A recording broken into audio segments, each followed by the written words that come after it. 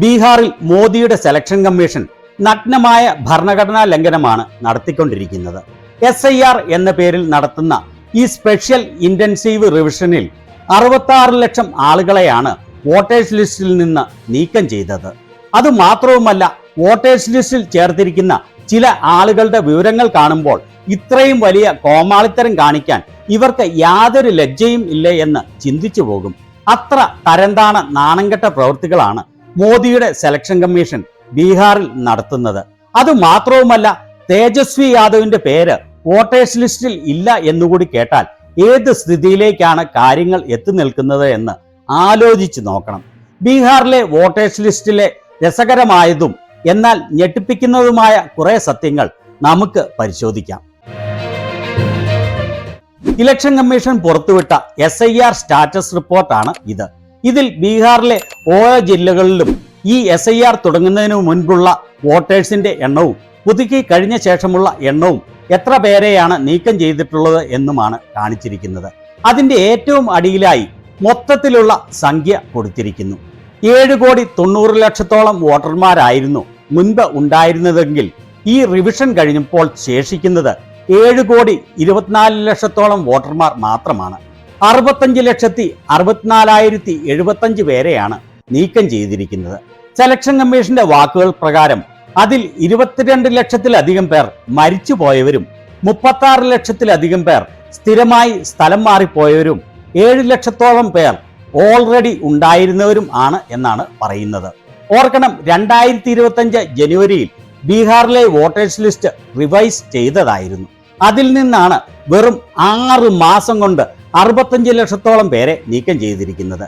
22 ലക്ഷത്തിലധികം പേർ ഈ 6 മാസത്തിനുള്ളിൽ മരിച്ചുപോയി എന്നും 36 ലക്ഷത്തിലധികം പേർ ഈ 6 മാസത്തിൽ സ്ഥിരമായി സ്ഥലം മാറിപ്പോയി എന്നും ആണ് ഇലക്ഷൻ കമ്മീഷന്റെ ഭാഷ്യം.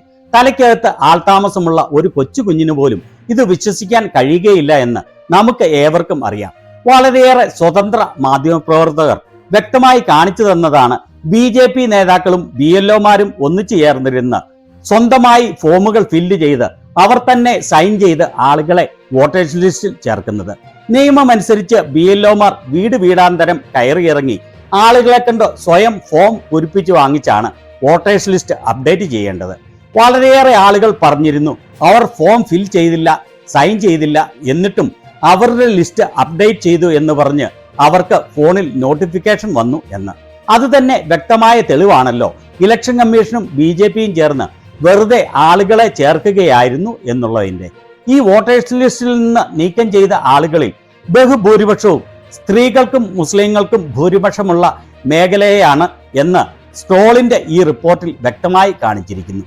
243 മണ്ഡലങ്ങൾ ഉള്ളതിൽ 43 മണ്ഡലങ്ങളിൽ നീക്കം ചെയ്ത 60% അതിലധികമോ പേരുകൾ സ്ത്രീകളുടേതാണ് എന്ന്. വനിതകളാണെങ്കിൽ അത് ശ്രദ്ധിക്കാനുള്ള സാധ്യത കുറവാണ് എന്ന് കണ്ടാണ് ഇവർ ഇങ്ങനെ ചെയ്യുന്നത് എന്ന് ന്യായമായി സംശയിക്കേണ്ടി വരും. അതുപോലെ മുസ്ലിങ്ങളെയും വലിയ തോതിൽ നീക്കം ചെയ്തിരിക്കുന്നു. ഇനി വോട്ടേഴ്സ് ലിസ്റ്റിൽ ചേർത്തിരിക്കുന്ന ആളുകളുടെ രസകരമായതും അതോടൊപ്പം തന്നെ ഞെട്ടിപ്പിക്കുന്നതുമായ ചില വിവരങ്ങൾ കാണാം. ഇവിടെ ഒരു ഹൗസ് നമ്പർ 107 വെച്ച് ചേർത്തിരിക്കുന്ന ആളുകളുടെ ലിസ്റ്റ് ആണ് ഇത്. ഈ 107-ാം നമ്പർ വീട്ടിൽ 16 വോട്ടേഴ്സ് ആണ് തിങ്ങി താമസിക്കുന്നത്. അത് മാത്രവുമല്ല, ഇത് ജാതിമത സൗഹാർദ്ദത്തിന്റെ വലിയൊരു തെളിവാണ് കാണിക്കുന്നത്. ഈ 107-ാം നമ്പർ വീട്ടിൽ താമസിക്കുന്നവരുടെ ലാസ്റ്റ് പേരുകൾ മിശ്ര, ആലം, ത്രിപാഠി, സിദ്ദിഖി, പ്രസാദ്, സിൻഹ, മുസ്തഫ, സാദെ എന്നിങ്ങനെയൊക്കെയാണ്. നാനാജാതി മതത്തിൽപ്പെട്ട ആളുകൾ ഒറ്റ വീട്ടിൽ തിങ്ങി താമസിക്കുന്നു. ഇതേ ലിസ്റ്റിൽ തന്നെ ഏറ്റവും അടിയിൽ നിന്ന് രണ്ടാമത്തെ റോയിൽ നടുക്കുള്ളത് തേജസ്വി യാദവിന്റെ പേരാണ്. അദ്ദേഹത്തിന്റെ ഭാര്യയുടെ പേരായി കൊടുത്തിട്ടുള്ളത് ഷെഡ്യൂൾഡ് കാസ്റ്റിൽപ്പെട്ട ഒരു സ്ത്രീയുടെ പേരാണ്. ഇനി മറ്റൊരു വിചിത്രമായ എൻട്രിയാണ് ഇത്. ഇതിൽ വോട്ടർ മുഹമ്മദ് സനാഉള്ള എന്ന് പേരുള്ള സ്ത്രീയാണ്. ഓർക്കണം, സ്ത്രീ വോട്ടർ പേര് മുഹമ്മദ് സനാഉള്ള എന്ന്. ഇനി ഈ സ്ത്രീയുടെ ഭർത്താവിന്റെ പേര് അരവിന്ദ് കുമാർ. മുഹമ്മദ് എന്ന സ്ത്രീയുടെ ഭർത്താവ് അരവിന്ദ് കുമാർ. മോദിയുടെ സെലക്ഷൻ കമ്മീഷനെ കൊണ്ട് മാത്രമേ ഇതൊക്കെ സാധിക്കുകയുള്ളൂ. ഈ യുവാവിന്റെ പേര് ശൈലേഷ് കുമാർ എന്നാണ്. അദ്ദേഹത്തിന്റെ ഫോട്ടോ നിങ്ങൾ കണ്ടോ? എത്ര വയസ്സ് തോന്നിക്കും? മോദിയുടെ സെലക്ഷൻ കമ്മീഷന്റെ ലിസ്റ്റിൽ ഈ കുട്ടി 51 വയസ്സുള്ള ആളാണ്. ഇനി കാണുന്ന ഈ 4 വോട്ടർമാരുടെ വിവരങ്ങൾ ലോകത്തിലെ ഏറ്റവും വിചിത്രമാണ് എന്ന് പറയാതെ വയ്യ. ഇതിൽ ആദ്യത്തെ ആളുടെ പേര് മധുകുമാരി കുമാരി. അവരുടെ ഭർത്താവിന്റെ പേര് ഹസ്ബൻഡ് എന്ന് ഫസ്റ്റ് നെയിമും ഹസ്ബൻഡ് എന്ന് ലാസ്റ്റ് നെയിമുമുള്ള ആരെങ്കിലും ഈ ലോകത്തിലുണ്ടോ? മോദിയുടെ സെലക്ഷൻ കമ്മീഷൻ പ്രകാരം ഉണ്ട് എന്നാണ് ഉത്തരം. രണ്ടാമത്തെ വോട്ടറുടെ പേര് ദിവ്യ രാജ്. അവരുടെ അച്ഛന്റെ പേര് ഫാദർ. ഇത്രയും മികച്ച പേരുള്ള ഒരു അച്ഛൻ, ഫാദർ എന്ന് ഫസ്റ്റ് നെയിമും ഫാദർ എന്ന് ലാസ്റ്റ് നെയിമും. മൂന്നാമത്തെ വോട്ടർ കുമാരി. അവരുടെ അമ്മയുടെ പേര് ലോകോത്തര കോമഡിയാണ്. ഇലക്ഷൻ കമ്മീഷൻ ഓഫ് ഇന്ത്യ എന്നാണ് അവരുടെ അമ്മയുടെ പേര്. ഇതിൽ നാലാമത്തെ വോട്ടറുടെ പേര് ശ്വേത ഗുപ്ത.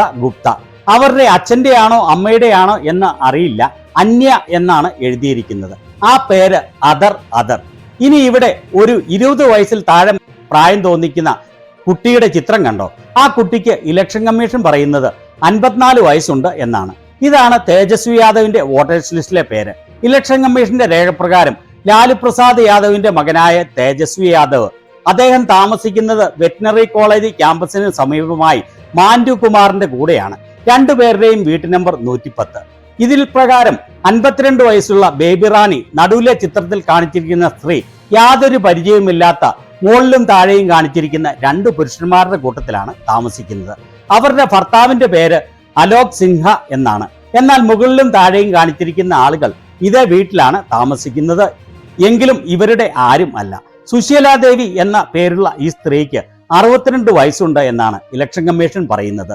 107 നമ്പർ വീട്ടിൽ തന്നെ താമസിക്കുന്ന മുഹമ്മദ് ഷാഫിയുടെ കൂടെ തന്നെയാണ് കുമാരിപ്രിയ എന്ന് പറയുന്ന ഈ ഹിന്ദു സ്ത്രീയും താമസിക്കുന്നത്. ഇവിടെ ദ ഹിന്ദുവിന്റെ ഈ ന്യൂസിൽ പറഞ്ഞിരിക്കുന്നു, തേജസ്വി യാദവിന്റെ പേര് വോട്ടേഴ്സ് ലിസ്റ്റിൽ ഇല്ല എന്ന് അദ്ദേഹം പറഞ്ഞു എന്ന്. എങ്ങനെയാണ് താൻ ഇലക്ഷനിൽ മത്സരിക്കുന്നത് എന്ന് അദ്ദേഹം ഇലക്ഷൻ കമ്മീഷനോട് ചോദിച്ചുവെന്നും. കാരണം അദ്ദേഹത്തിന്റെ voter ID number election commission change ചെയ്തിരിക്കുകയാണ്. സ്വന്തം വോട്ടർ ID നമ്പർ ഇട്ട് നോക്കിയപ്പോൾ അദ്ദേഹത്തിന്റെ പേര് ലിസ്റ്റിൽ ഇല്ലായിരുന്നു. പുതിയ ലിസ്റ്റിൽ ചേർത്തിരിക്കുന്നതാകട്ടെ മാന്തുകുമാറിന്റെ കൂടെ താമസിക്കുന്നതാണ് എന്ന് പറഞ്ഞ് പുതിയ വോട്ടർ ID നമ്പറോട് കൂടിയാണ്. അദ്ദേഹം ഷെയർ ചെയ്തതാണ് തന്റെ ഇലക്ഷൻ കമ്മീഷൻ ഇഷ്യൂ ചെയ്ത വോട്ടർ ID കാർഡ്. അതിൽ നമുക്ക് വ്യക്തമായി അദ്ദേഹത്തിന്റെ വോട്ടർ ID നമ്പർ RAB 2916-120 എന്ന് കാണിച്ചിരിക്കുന്നത് കാണാം. എന്നാൽ ഇലക്ഷൻ കമ്മീഷൻ വേറെ ഏതോ അറിയില്ലാത്ത ആളുകളുടെ കൂട്ടത്തിൽ ഇപ്പോൾ താമസിക്കുന്നതായി അദ്ദേഹത്തിന്റെ പേര് ചേർത്തിരിക്കുന്നത് RB 0456228 എന്ന നമ്പറിലാണ്. ഇത് പറഞ്ഞ് അദ്ദേഹം നടത്തിയ പത്രസമ്മേളനമാണ്. അദ്ദേഹത്തിന്റെ നമ്പറാണ് എന്ന് പറഞ്ഞ് ഇലക്ഷൻ കമ്മീഷൻ കൊടുത്തിരിക്കുന്ന ആപ്ലിക്കേഷൻ എടുത്ത് കാണിച്ചുകൊണ്ട് പറയുന്നത്, ഇത് എന്റെ ആപ്ലിക്കേഷൻ ഫോം അല്ല, ഞാൻ എങ്ങനെയാണ് തെരഞ്ഞെടുപ്പിൽ മത്സരിക്കുന്നത്, അദ്ദേഹത്തിന്റെ എപ്പിക് നമ്പർ എന്താണ് എന്ന് ഇവിടെ വ്യക്തമാക്കുകയാണ്. അദ്ദേഹത്തിന്റെ RAB 2916-120 എന്ന EPIC നമ്പർ ഇലക്ഷൻ കമ്മീഷന്റെ വെബ്സൈറ്റിൽ കൊടുക്കുമ്പോൾ നോ റെക്കോർഡ് ഫൗണ്ട് എന്നാണ് വരുന്നത്. ഇലക്ഷന് മത്സരിക്കുന്നതിന് ഒരാൾ വോട്ടർ ആയിരിക്കണം. എന്നാൽ അദ്ദേഹത്തിന്റെ നമ്പർ കൊടുക്കുമ്പോൾ അങ്ങനെ ഒരു വോട്ടർ നിലവിലില്ല. ഇതുപോലെ വലിയ വിഡ്ഢിത്തരങ്ങളും കള്ളക്കളികളുമാണ് ബീഹാറിലെ വോട്ടേഴ്സ് ലിസ്റ്റിൽ ഇലക്ഷൻ കമ്മീഷൻ നടത്തിയിരിക്കുന്നത്. ഈ വോട്ടേഴ്സ് ലിസ്റ്റ് വെച്ച് തെരഞ്ഞെടുപ്പ് നേരിട്ടാൽ പ്രതിപക്ഷ പാർട്ടികൾക്ക് അവിടെയും ഇവിടെയും ഏതാനും സീറ്റുകൾ ലഭിച്ചു എങ്കിൽ ഭാഗ്യം എന്ന് മാത്രമേയുള്ളൂ. മോദിക്കും കൂട്ടർക്കും 243-ൽ 200 സീറ്റുകൾ ലഭിക്കുന്ന രീതിയിലാണ് ഇലക്ഷൻ കമ്മീഷൻ ബീഹാറിലെ വോട്ടേഴ്സ് ലിസ്റ്റ് തയ്യാറാക്കിയിരിക്കുന്നത്. വോട്ടേഴ്സ് ലിസ്റ്റിൽ തട്ടിപ്പ് നടത്താതെ ഇപ്പോൾ നടന്ന ഒരു തെരഞ്ഞെടുപ്പിൽ BJPക്കുണ്ടായ ഫലം എന്താണ് എന്ന് കാണേണ്ടേ? BJP ഭരിക്കുന്ന ഉത്തരാഖണ്ഡിൽ പഞ്ചായത്തിലേക്ക് നടന്ന ഇലക്ഷനിൽ അവർക്ക് വലിയ തിരിച്ചടിയാണ് ഉണ്ടായത്. BJPയുടെ ബഹുഭൂരിപക്ഷം സ്ഥാനാർത്ഥികളും തോറ്റുപോവുകയും കോൺഗ്രസിന് വലിയ മേൽക്കൈ ലഭിക്കുകയും ചെയ്തു. അതാണ് ABP ഗംഗയുടെ ഈ ന്യൂസിൽ കാണിച്ചിരിക്കുന്നത്. രാജ്യത്തെ യാഥാർത്ഥ്യം ഇതാണ് എന്ന് മോദിക്കും കൂട്ടർക്കും മനസ്സിലായി. അതിനാലാണ് കഴിഞ്ഞ കുറെ കാലമായി തെരഞ്ഞെടുപ്പ് കമ്മീഷനെ ഉപയോഗിച്ചുകൊണ്ട് തെരഞ്ഞെടുപ്പുകൾ പൂർണ്ണമായി അട്ടിമറിക്കുന്നത്. മോദി രാജ്യത്ത് വലിയ മാറ്റമാണ് വരുത്തിയിരിക്കുന്നത് എന്ന് നിസ്സംശയം പറയാം. മുൻപ് ജനങ്ങൾ വോട്ടേഴ്സ് ആയിരുന്നു സർക്കാരിനെ തെരഞ്ഞെടുത്തിരുന്നതെങ്കിൽ ഇപ്പോൾ സർക്കാർ തങ്ങൾക്ക് വേണ്ട വോട്ടർമാരെ തെരഞ്ഞെടുക്കുന്ന വലിയ മാറ്റമാണ് മോദിയും കൂട്ടരും രാജ്യത്ത് കൊണ്ടുവന്നിരിക്കുന്നത്.